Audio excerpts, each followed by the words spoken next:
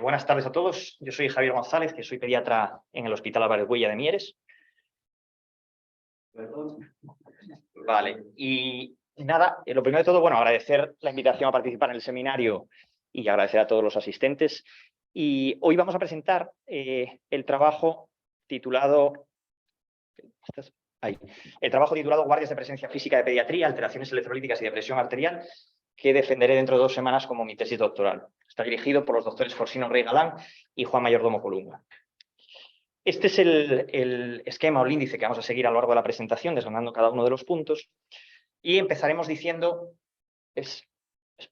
no está en presentación completa. Eso. Empezaremos diciendo las guardias médicas que todos conocemos son turnos de trabajo prolongado de 17 o 24 horas, de la manera que están distribuidos la mayor parte de los servicios médicos del Sistema Nacional de Salud para garantizar una atención continuada a los pacientes. Esos turnos de trabajo prolongado, en especial trabajo nocturno, produce una disminución en las horas de sueño y, por tanto, una alteración en el ritmo circadiano. Y esto se ha estudiado que puede aumentar la actividad del sistema nervioso simpático, hay una pérdida del descenso normal de la presión arterial por la noche, puede producir un aumento en la secreción de factores inflamatorios y cuando ese estrés es crónico prolongado se puede producir también un aumento de la secreción de cortisol y catecolaminas. Todas estas cuestiones pueden determinar una mayor probabilidad de tener morbimortalidad, mayor producción de enfermedades cardiovasculares, aumento del riesgo cardiovascular, como se fue estudiando en numerosos estudios, o aumento de estrés y ansiedad. Por ejemplo, en un estudio que se publicó en 2018 de la Universidad de Granada, podemos ver cómo los médicos internos residentes anticipatoriamente a las guardias de presencia física, es decir, la mañana previa a la guardia de presencia física, tenían niveles más altos de estrés y ansiedad, medidos por cuestionarios validados y por cortisol en saliva. Todo esto puede afectar, como ya digo, y como se ha distribuido en diferentes estudios, no solo de los profesionales sanitarios, sino de otro tipo de profesiones, puede afectar a la salud de los profesionales y, por tanto, puede producir una alteración en el rendimiento en el trabajo. Lo que supone para la profesión médica es que también esto puede repercutir en los pacientes. Pues bien, dentro de la introducción, simplemente en el escenario en el que nos vamos a mover durante todo el estudio, durante toda la presentación, que son las guardias médicas, en nuestro caso las guardias de presencia física en pediatría, quisiera comentar 2 cuestiones fundamentales. Por un lado, nos vamos a centrar en el medio interno, sobre todo en la estabilidad o la constancia del medio interno, ese término homeostasis que describió primero Claude Bernard y después Cannon, para mantener una constancia, una estabilidad en el medio interno que garantice que se puedan llevar a cabo las funciones del organismo de forma adecuada. Y dentro del medio interno, los 2 elementos fundamentales son el agua y el sodio. El agua y el sodio se regulan en el organismo, primero por las entradas que habitualmente y en su mayor parte se producen por la ingesta, y las salidas, que además del sudor y la respiración, se producen o se definen fundamentalmente por la función renal en el riñón. Dentro de los mecanismos neurohormonales del sistema nervioso autónomo y otros mecanismos endocrinos que determinan la salida de agua y sodio, fundamentalmente nos vamos a centrar en la ADH, hormona antidiurética, que es la encargada fundamentalmente de reabsorber agua. La ADH se determina por 3 factores fundamentales. Uno es la osmolaridad plasmática, un aumento de osmolaridad plasmática aumenta ADH para reabsorber agua, pero también se puede estimular por otros 2 mecanismos. Por un lado, mecanismos hemodinámicos, es decir, por un descenso del volumen circulante efectivo o por un descenso de la presión arterial. Y por otro lado, también por mecanismos inespecíficos, como puede ser el estrés, el dolor, diferentes fármacos, cirugías, etc.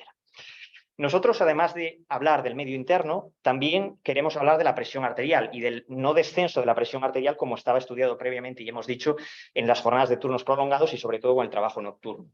La hipertensión arterial es el factor de riesgo principal modificable de morbimortalidad en el mundo y por eso nos puede determinar que un aumento de la presión arterial o un no descenso de la presión arterial durante el trabajo prolongado nos puede producir un aumento de morbimortalidad y de enfermedades cardiovasculares. Por tanto, nuestra hipótesis de trabajo es que durante las guardias de presencia física del personal facultativo en pediatría se produce retención de agua libre, alteraciones en la concentración de la orina y alteraciones en los valores de presión arterial en relación con el incremento de la carga de trabajo y, por tanto, con la disminución en las horas de sueño. Y los objetivos eran, en primer lugar, analizar las variaciones que se producen durante la guardia en el peso y agua corporal, en los niveles de ADH, en la concentración de la orina, niveles en plasma y orina de sodio, urea, creatinina y osmolalidad y los valores de presión arterial y de frecuencia cardíaca. Además, queríamos analizar las variaciones observadas según el sexo y la categoría profesional de cada uno de estos apartados. Si nos fijamos bien, como antes comenté, en la hormona antidiurética, en la ADH, dije que se podía estimular fundamentalmente por 3 mecanismos. Por un lado, la osmolalidad, que está estudiada en este aspecto. Por otro lado, por el volumen circulante efectivo, que lo estudiamos mediante el peso y agua corporal y la concentración en la orina. Y por otro lado, por la presión arterial, que también está estudiado en nuestro estudio. Por tanto, esto fue un estudio descriptivo, observacional, prospectivo y bicéntrico llevado a cabo en 2 hospitales, el Hospital Universitario Central de Asturias y el Hospital Universitario de Cagueñes, que, como digo, son hospitales universitarios y, por tanto, tienen en plantilla médicos internos residentes y médicos adjuntos. Esto es importante porque esa categoría profesional también la dividimos después en las comparaciones. El periodo de estudio fue de 4 años y 2 meses, desde el 1 de diciembre de 2017 al 31 de enero de 2022, y se suspendió durante un año, de marzo de 2020 a marzo de 2021, por la pandemia por COVID-19. La población de estudio fueron adjuntos y médicos internos residentes de pediatría que realizan guardias de presencia física. Como criterios de exclusión están factores externos que pudieran afectar al equilibrio hidroelectrolítico, por un lado alteración en la función renal, hipertensión o embarazo, o el rechazo a participar. Y los criterios de salida del estudio eran alteraciones físicas, por ejemplo vómitos o diarrea, que se pudieran producir durante la guardia y que no permitieran al participante completar el periodo de estudio.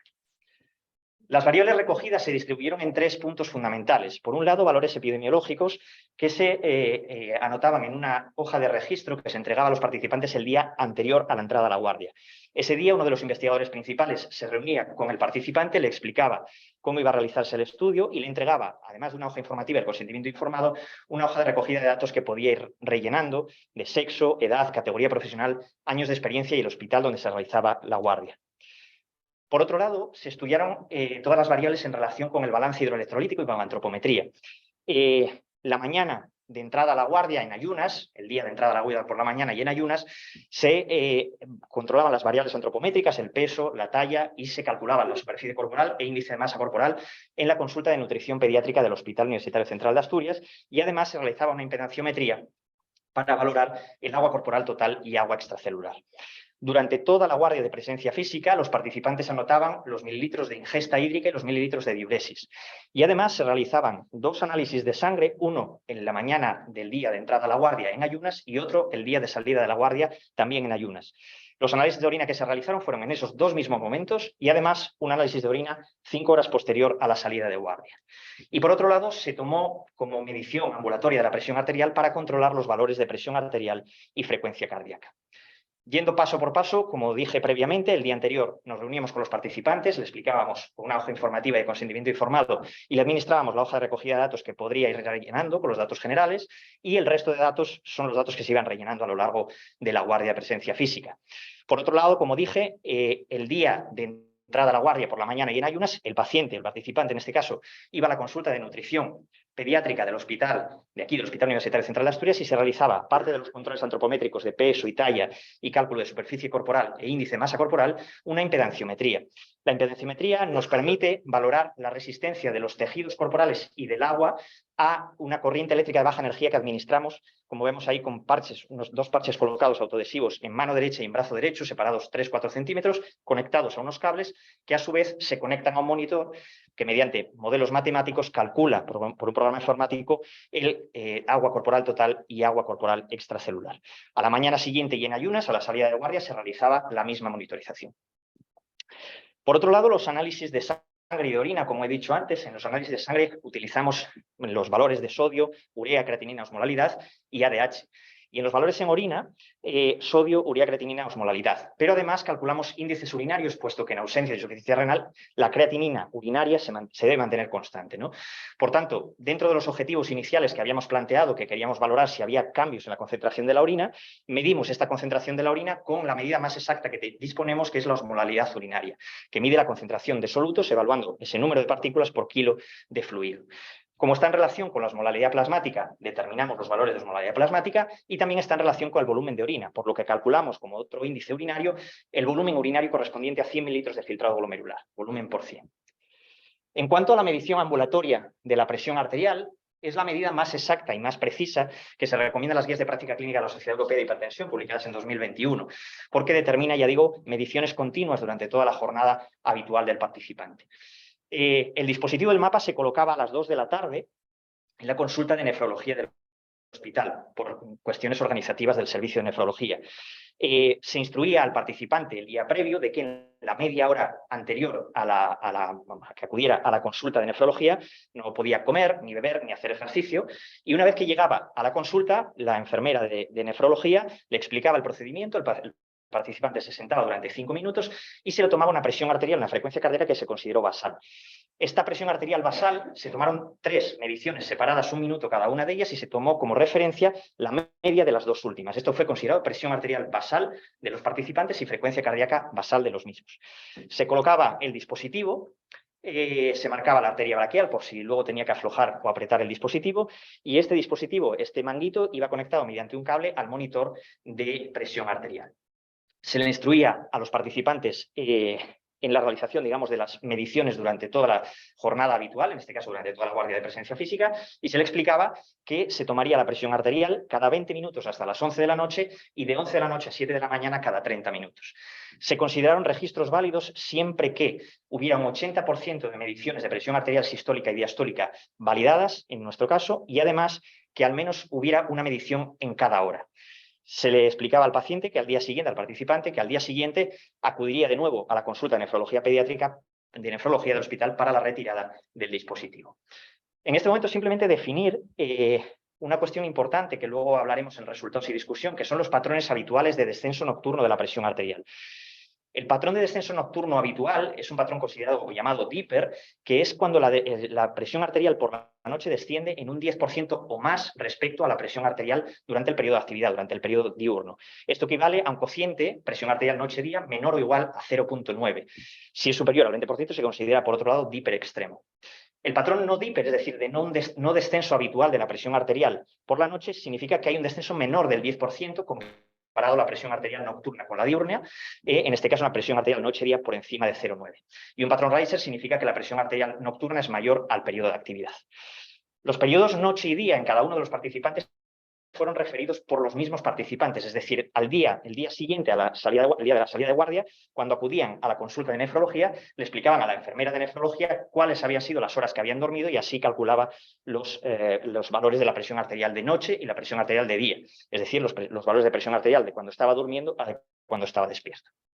Como resumen y la secuencia durante la guardia, a las 8 de la mañana del día de entrada a la guardia se realizaba en ayunas una impedenciometría, un análisis de sangre y de orina.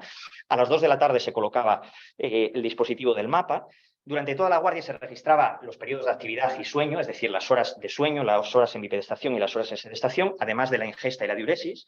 A las 8 de la mañana del día siguiente se volvía a medir la impedenciometría y se hacía un análisis de sangre y de orina y se retiraba el dispositivo del mapa. Y a las 13, es decir, a las 5 horas posterior a la salida de guardia, se realizaba un análisis de orina. Como aspectos éticos, simplemente comentar que el estudio fue aprobado por el Comité de Ética de la Investigación del Principado de Asturias, que no existen conflictos de intereses que declarar por ninguno de los investigadores principales del estudio y que no existe financiación externa para el desarrollo del mismo.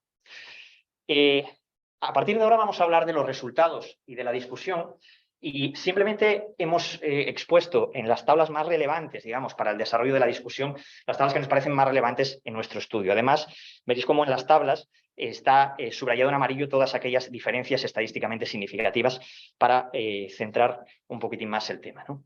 En la muestra global, es una muestra de 55 participantes con una edad media de 30,7 años, un peso medio inicial de 61,7 y un índice de masa corporal de 22,4. Como podemos ver en la tabla, 3/4 partes de los participantes fueron mujeres, 3/4 partes de los participantes fueron del Hospital Universitario Central de Asturias y casi 3/4 partes, un 70%, fueron médicos internos residentes. Además, en los valores que se obtuvieron en todas las mediciones fueron valores normales para población sana, tanto en antropometría, según la Organización Mundial de la Salud, como en los valores analíticos plasmáticos de sodio, urea, creatinina, osmolaridad y ADH, los valores analíticos en orina de sodio, creatinina, osmolaridad y, por tanto, de todos los índices urinarios calculados, y los valores de presión arterial y frecuencia cardíaca. Comparamos, después de hacer el análisis descriptivo, todas estas variables según el sexo y la categoría profesional. Iremos desgranando una a una. En primer lugar, según el sexo, podemos diferenciar y podemos observar cómo el peso, tanto inicial y final, como la talla, como la superficie corporal, son mayores en los varones que en las mujeres. Además, el agua corporal total, tanto inicial como final, tanto en números absolutos como en porcentaje, son también mayores en hombres que en mujeres, y sin embargo, el agua corporal extracelular se comporta diferente. Si vemos en las tablas, podemos observar cómo el agua corporal extracelular inicial y final es mayor en hombres que en mujeres, pero sin embargo el porcentaje es mayor en mujeres que en hombres, tanto inicial y final. Esto se debe fundamentalmente a la composición corporal de agua en varones y en mujeres por la mayor masa corporal magra de los varones, es decir, se relaciona con valores normales en población sana. No hay diferencias entre sexos en la edad, en las horas de sueño, en la diuresis ni en la ingesta de líquidos.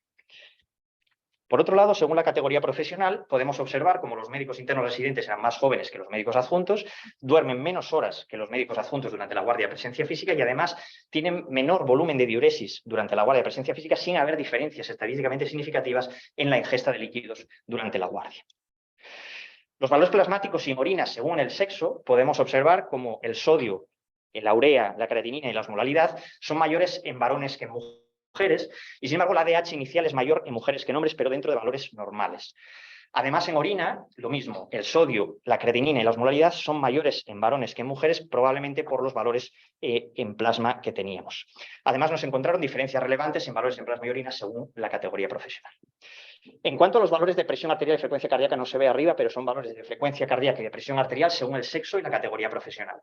Según el sexo, podemos ver cómo la presión arterial sistólica, tanto basal, 24 horas y de día, es mayor en hombres que en mujeres.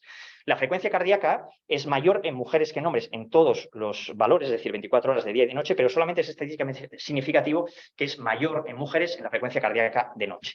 Además, el cociente noche-día que planteamos previamente, tanto de presión arterial sistólica como diastólica y de frecuencia cardíaca, podemos observar que las mujeres tienen una presión arterial diastólica mayor que los hombres en cociente noche-día, me refiero, pero sin embargo sin alcanzar más de un 0,9, que es, como habíamos comentado, el perfil no DIPER.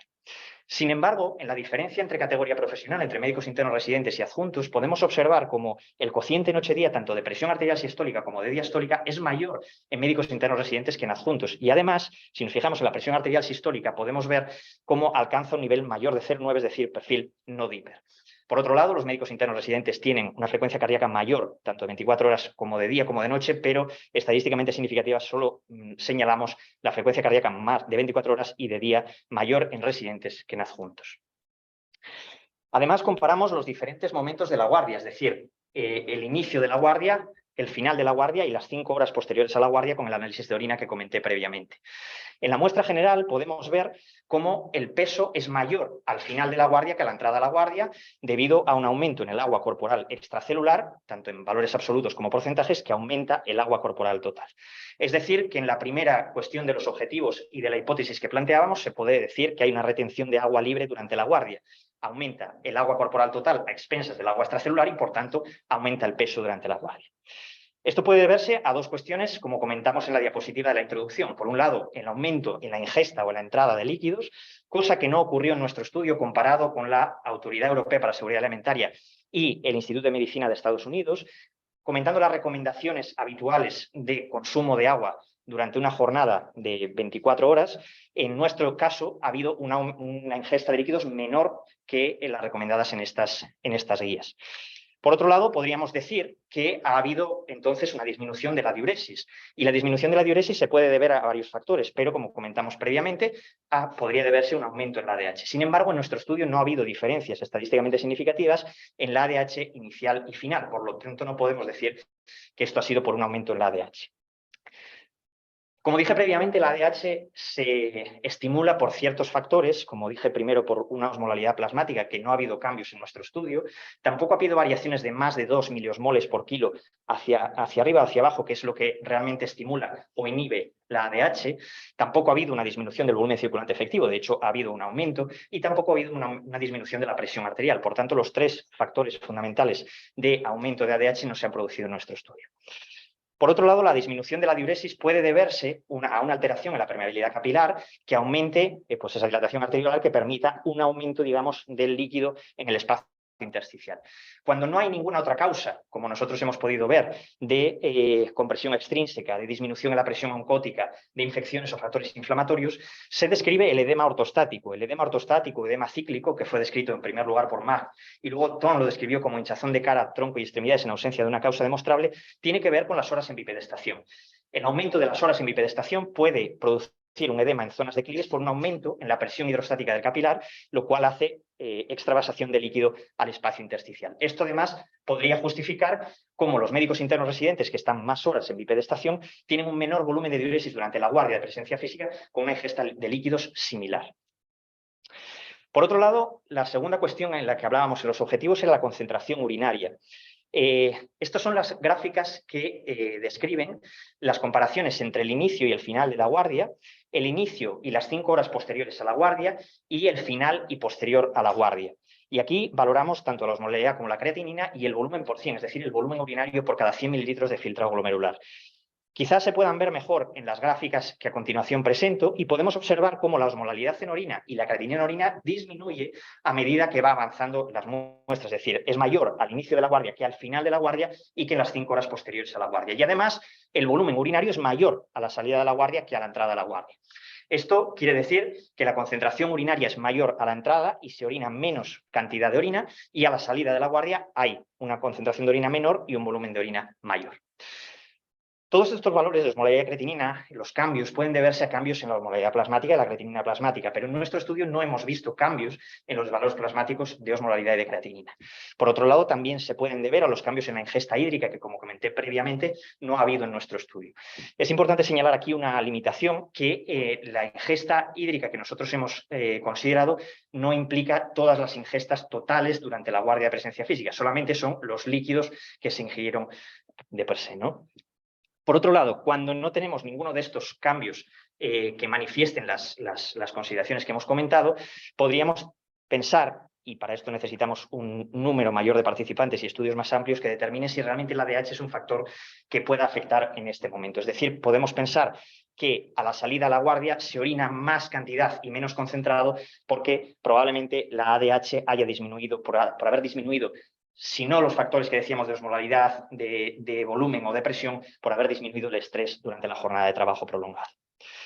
Por otro lado, se estableció el perfil Lipper. Hemos comparado mediante asociación por un test Chico-Alba de Fisher si existía asociación real entre el sexo, la categoría profesional y el perfil Lipper. Y se obtuvo como los médicos internos residentes, de manera estadísticamente significativa, tienen mayor probabilidad de perfil no Dipper que los médicos adjuntos.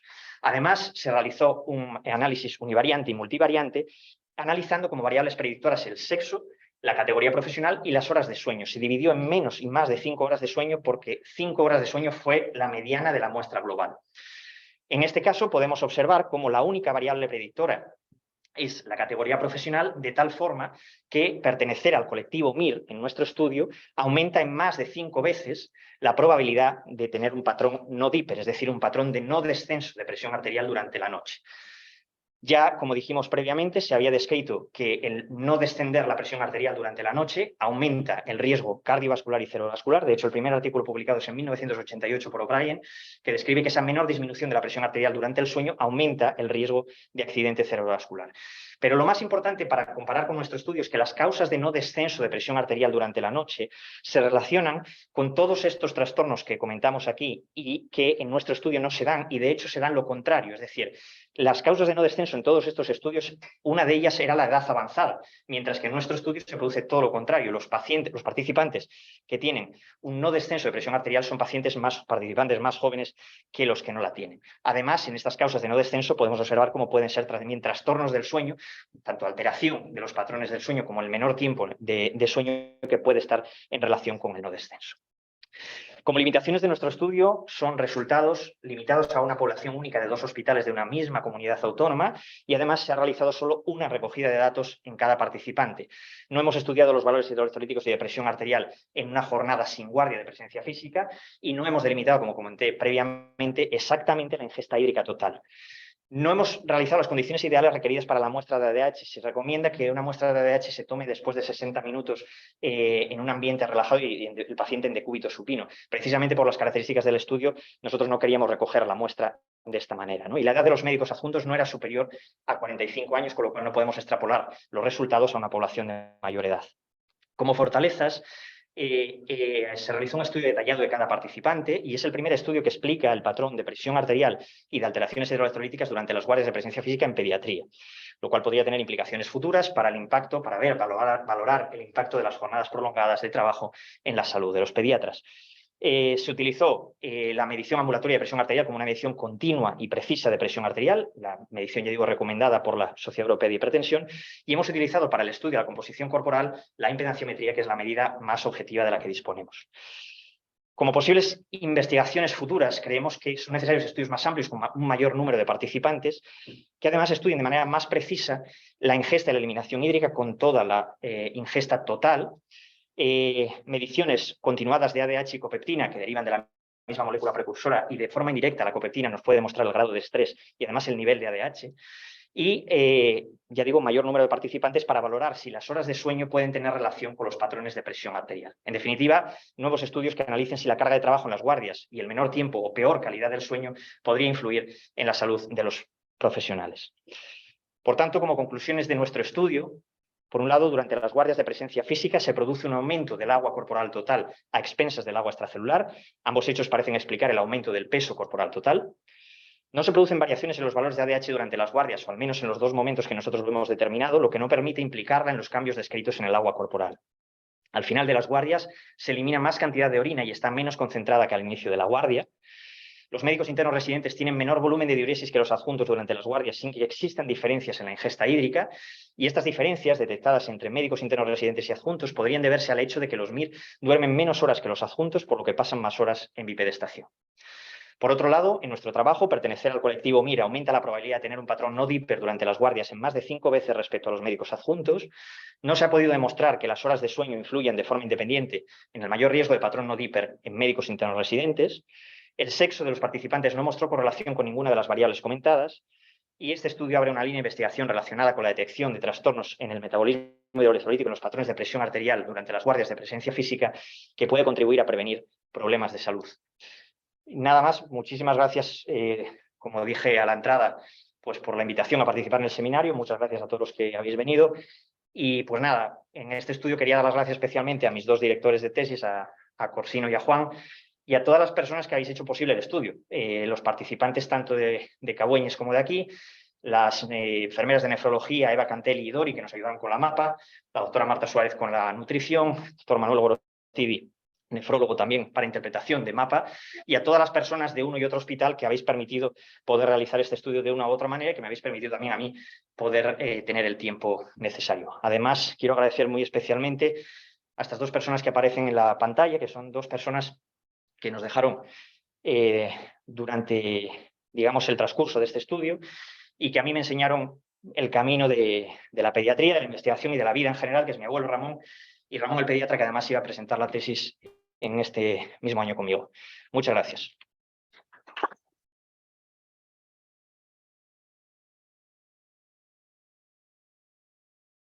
Y ahora no sé si hay...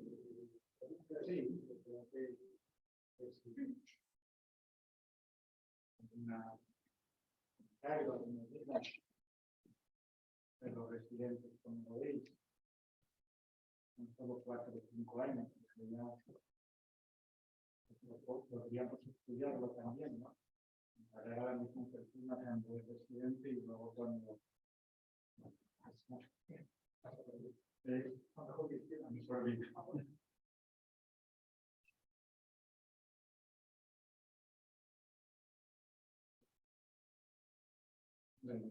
el estudio, como todos los estudios así, aunque es prospectivo, bueno, es muy complicado de controlar todo, ¿no? Pues, han quedado cuantas cosas que no hemos podido controlar, pero claro, en el futuro, en el momento no.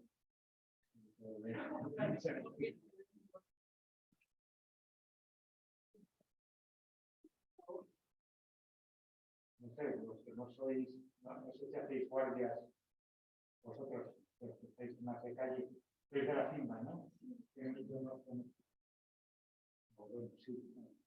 No sé si os llama la atención alguna cosa, porque no os dedicáis a esto de las guardias. No. Hacemos muchas horas, pero con otros horarios. ¿Las muestras de sangre se tomaban en o era solo quizás? Sí, sí. Por tantas muestras se Realmente eran dos muestras, ¿eh? Una muestra a la entrada de la guardia y otra muestra a la salida de la guardia. ¿Cuántas guardias cada persona? No, una guardia cada uno. De hecho, es una de las limitaciones que poníamos, que solamente es una única determinación en cada una de las personas. Algunos hicimos 2. 3 personas repetimos, sí.